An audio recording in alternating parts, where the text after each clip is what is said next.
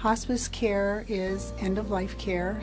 It focuses on comfort versus cure, patient, family-centered care. We have a multiple disciplinary team that provides physical, emotional, and spiritual support, and care is provided with compassion and dignity.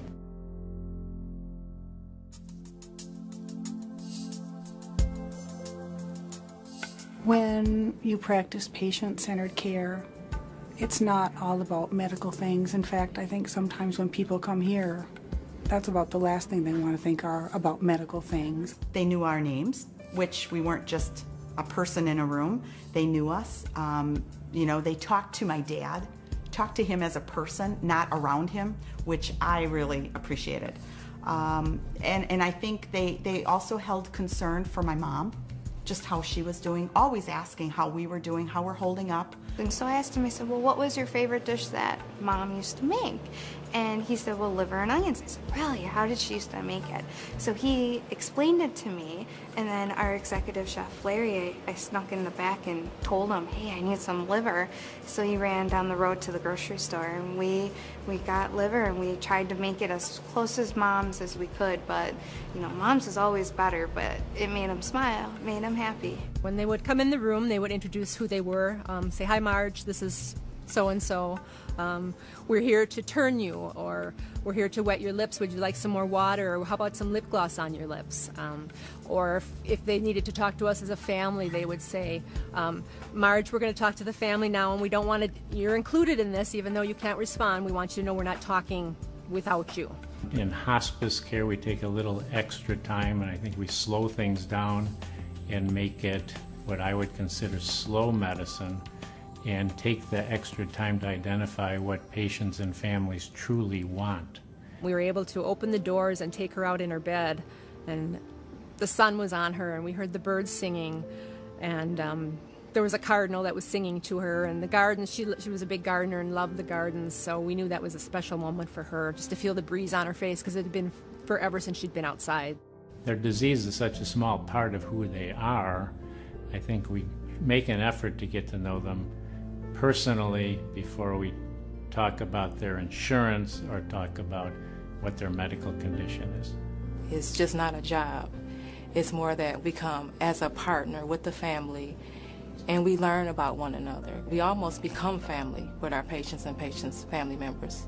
When you work in the business office, or really any other office where your main focus is administrative duties, sometimes you lose that connection with the patient, and the fact that behind everything that you do, every piece of paper you touch or whatever it is, a person can be affected by that. There's a life that's behind that, that's affected by what you do with it. When we admit a patient, we view them not as a diagnosis or symptoms, but as a person who's coming in who's scared and frightened and just wants to be cared for.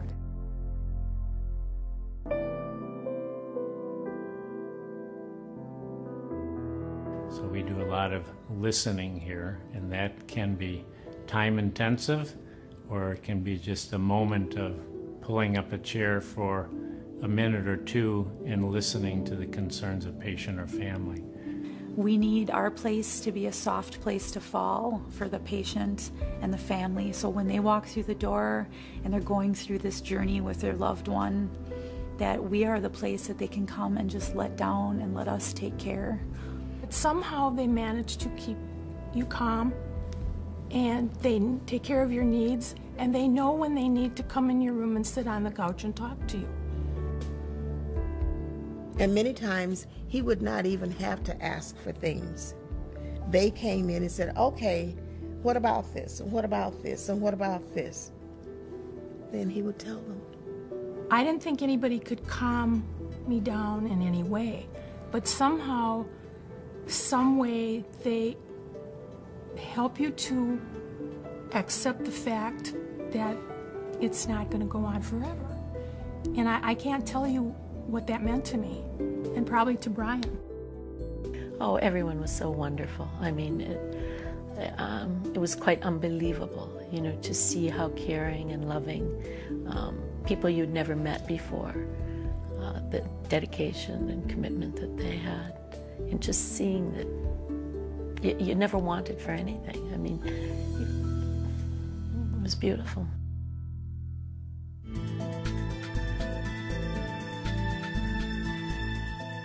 Every day I see people do little things that probably are beyond what is expected.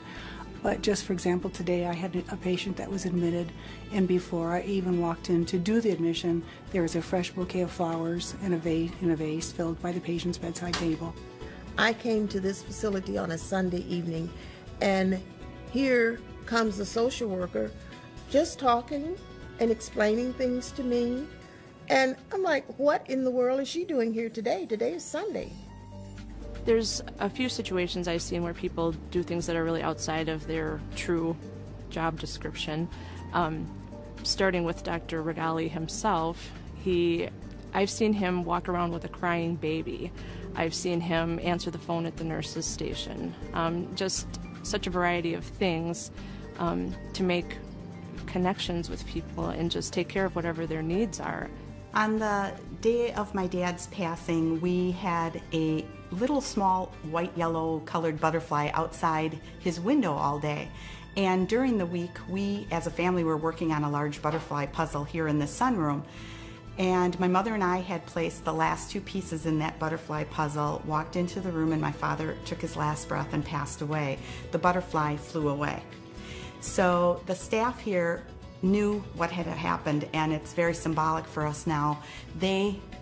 This is again what the staff will do here for you. They took and preserved that butterfly puzzle and put it in a picture frame, and my mother now has that hanging in her living room.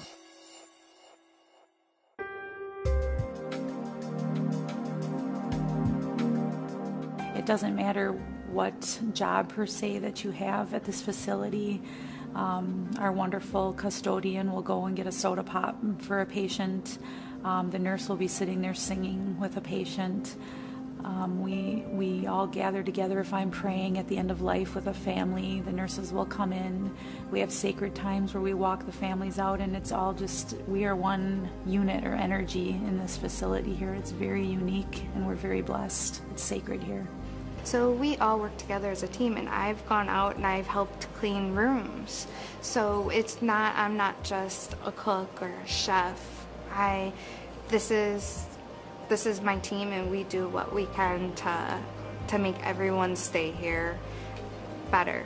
We count on one another as a team. We count on each other for strength, encouragement, so that we can make sure that our job is done right, and to make sure that we're all on the same page.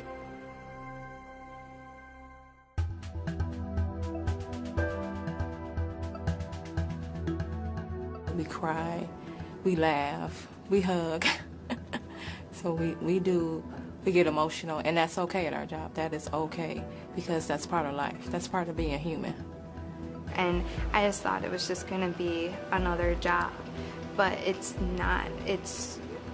You make a difference in everybody's life, whether it be the family member, a co-worker, a patient. We stayed in touch pretty well because we had a lot of memorials come here after my dad's death, and what we ended up doing was providing a couple of scholarships for nurses to be trained in hospice care.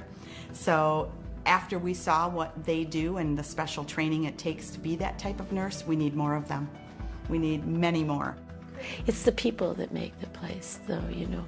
I mean, it doesn't, you know, it happens to be a beautiful facility, there's no question. But you could have all of that, but if you didn't have the commitment and the dedication of the people that were there, and that caring and the support and all of it, it wouldn't be anything. But with that, you have an amazing place.